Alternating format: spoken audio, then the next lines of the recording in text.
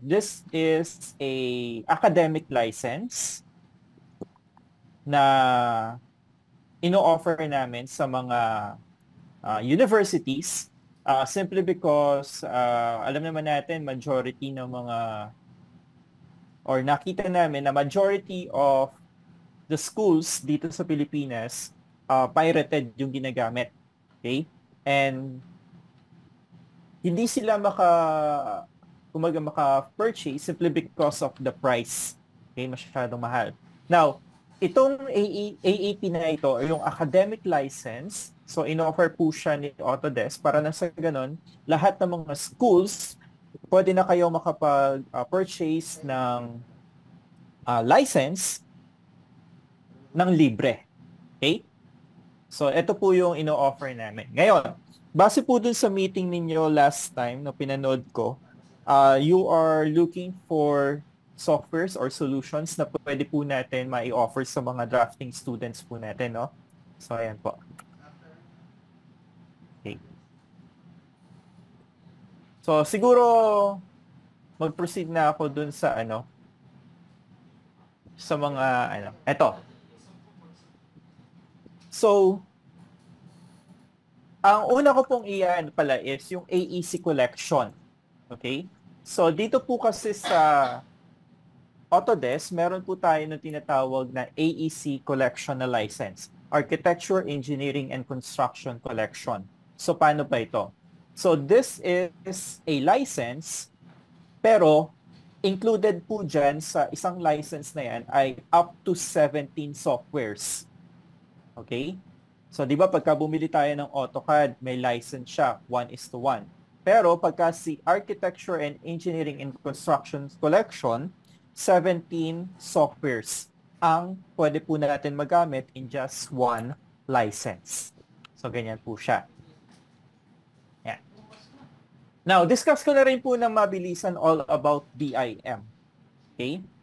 So, sa industry po natin, lalo na sa mga engineering and architectural companies dito sa Pilipinas, si BIM po is isa sa mga, sabihin natin na trend ngayon. Okay? And isa sa mga napapansin po namin is that yung mga bagong hires or newly graduates from the universities, hindi po sila equipped. Okay? Pagka na-hire sila ng mga companies dito po sa Pilipinas. Simply because hindi po ganun ka-equip yung mga universities sa mga itinuturo. Number one, kasi nga wala pang license. Okay? So, BIM stands for Building Information Modeling. So, it is a process. Hindi po siya solution. Hindi po siya software. Okay? So, BIM is the process, and then siya din po yung foundation ng tinatawag na digital transformation. So, ang target po kasi natin or ang target ni BIM is ma-eliminate lahat ng mga manual processes na ginagawa ng isang company. Manual drawings, yung mga dati ako nagma-manual drawings kami ni Sir Ray. No? So, hindi na po yun inaano sa mga companies natin. And then another advantage of BIM is that it will connect yung mga teams, yung mga workflows, and yung mga datas po natin. So, ganyan po siya. So, right now, dito po sa screen natin, makikita natin na majority of our companies dito, nasa 2D CAD pa rin. Di ba? So, ang target po natin is ma-introduce po sila sa BIM and then hanggang sa makapunta po tayo dun sa digital twin. Now, masyado na pong advanced yung topics ng digital twin. So, dito na lang po tayo mag-focus sa BIM. Okay? Now, ano ba yung mga ino-offer inside of BIM? Okay? Meron po tayong tinatawag na beam dimensions. Alright?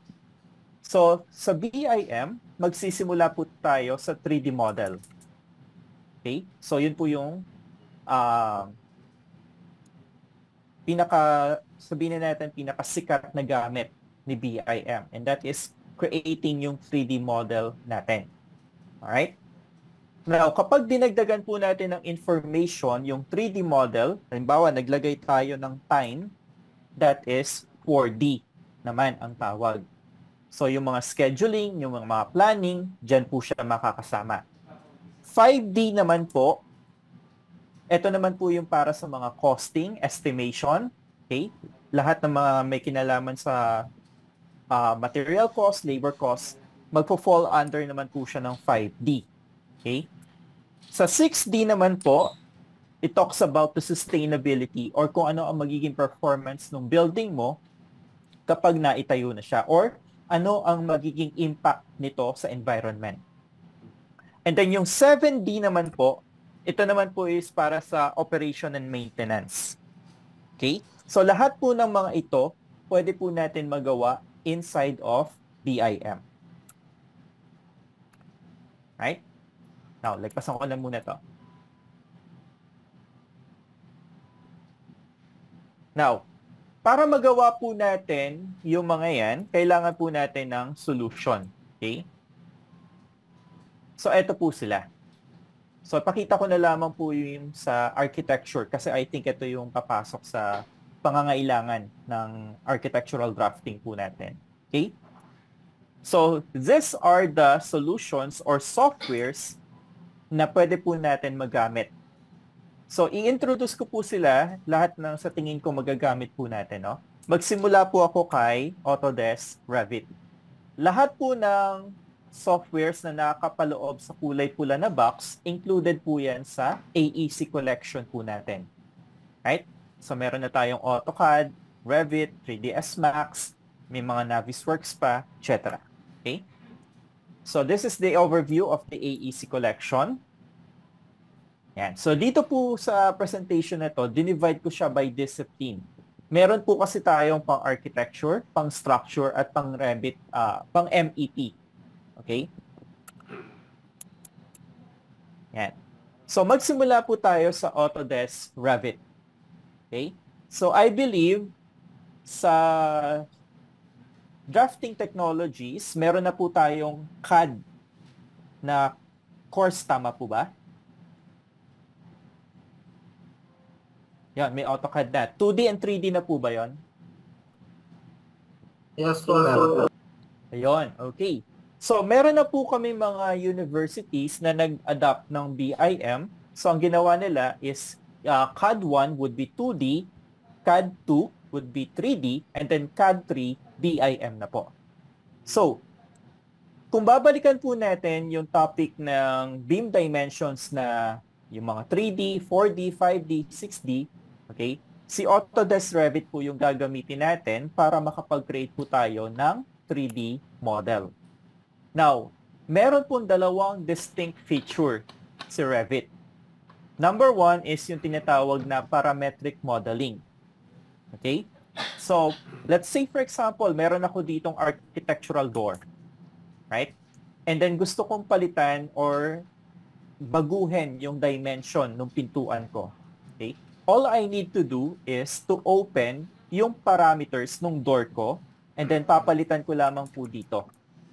So, once na mag-input po ako ng value, automatic na mag-a-update yung model natin. Right? So, lahat po ng objects sa Revit, parametric po yan. Lahat. Yung mga doors, yung mga furnitures, yung mga floors, mga roof, even yung mga dimensions, yung mga title blocks, yung mga tags, yung mga annotations, lahat po sila may kanya-kanyang parameters. So, this will give us the assurance na lahat po ng 3D model natin is accurate. Okay? Second distinct feature po ni Revit is yung tinatawag naman po na bidirectional associativity. So, paano naman po ito? Let's say, for example, nabago nga yung dimension ng pintuan natin. Lahat ng affected views, automatic na mag-a-update. Floor plan, section, elevation, 3D, even yung mga schedules po natin. So this will give us the assurance naman na lahat ng mga sheets natin ay accurate and correct. Right? So yan po yung dalawang features po or main features po ni Autodesk Revit. So here are some of the examples ng 3D model na ginawa inside of Revit. Yan. Okay? So ayan pa po siya. Okay? So I think ito po yung pwede natin na ma-offer sa mga students po natin. Okay? Para makapag-jump start na sila sa BIM. Okay? Pangalawa naman po, okay? So nabanggit po ni Sir Ray dati do sa previous meeting, 3ds Max. Okay? Right now, meron na pong panibagong or bagong solution na ino-offer si Autodesk. Ito po is Twin Motion. Okay? So, the advantage of using Twin Motion is that kung ano po yung model na create natin in Revit, i-export lamang natin siya or ililink papunta kay Twin Motion. Okay? Now, si Twin Motion po, ang counterpart po kasi nito ay si Lumion, si Enscape. Okay? So, yun po yung mga counterpart po niya. Kung paano po natin ginagamit si Enscape at si Lumion, ganun din po kay Twin Motion. Ayan. So, ang mga pwede nating i-produce sa kanya, yung mga photoreal imagery, mga animations, tulad ng mga walkthroughs. Okay? So, pakita ko po sa inyo to, no? So, meron akong konting video dito. Ayan. So, pwede tayong mag-import din ng mga CAD files natin inside of Twinmotion. By the way, kapag nag-install po tayo ng Twinmotion, this is going to be an add-in sa Revit po natin. Right? So, hindi po siya nakaseparate na software. So, makikita natin dito, meron lamang siya ng mga tinatawag na sliders para madali po natin ma-customize yung renderings natin. So, this is something na mahirap gawin kapag 3ds Max ang ginamit po natin. 'Di ba? Alam naman natin ang 3ds Max, bago tayo makapag-produce ng magandang rendering, napakadaming settings, napakadaming tweaks ang kailangan nyo pang i-set up. Right? Pero dito, real time.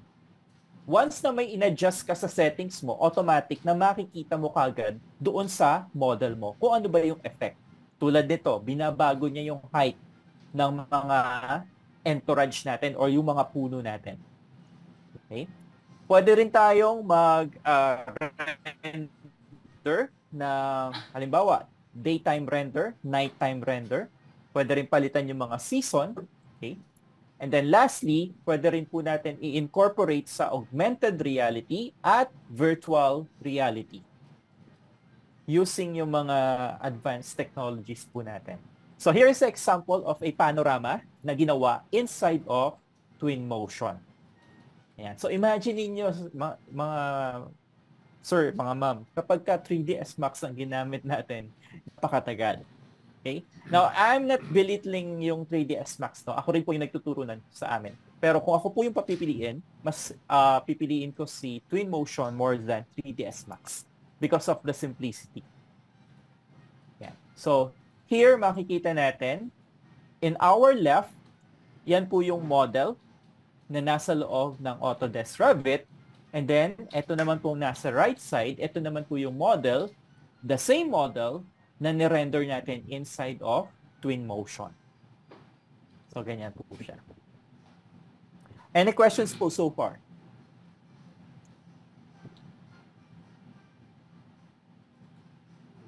Go ahead. Wala po. Okay, continue tayo. So, ayan, si 3ds Max. So, tulad nga po nung sabi ko sa inyo, included pa rin naman po si 3ds Max sa AEC collection po natin. Okay? So, ayan. Ang advantage naman po kasi ni 3ds Max is, or kailan ba siya ginagamit? I believe, majority sa atin, no, nakapanood na ng mga Marvel movies. Okay? So, 3ds Max is one of the softwares na ginamit para makreate po yung mga movies na yon. Okay? Another industry na gumagamit po ng 3ds Max is yung mga nagke-create po ng mga computer games, online games. Okay? So, yung environment doon, kine-create using 3ds Max. So, ayan po siya. Yan. Ang disadvantage po ng 3ds Max is modeling. Napakahirap mag-create ng ganito kasimpleng model in 3ds Max. Pati yung pagtitimpla ng mga lightings, ng mga materials, medyo komplikado. Okay? So, ayan po siya. Okay, Recap Pro, siguro hindi na muna kasi this is for the as-built models na eh. Ayan. Okay, yun. So, yung dalawa po na solutions na yun, I think yun yung pwede po natin ma-offer sa mga students po natin. No? So, Autodesk Revit at saka Twin Motion. Ayan. Any questions po?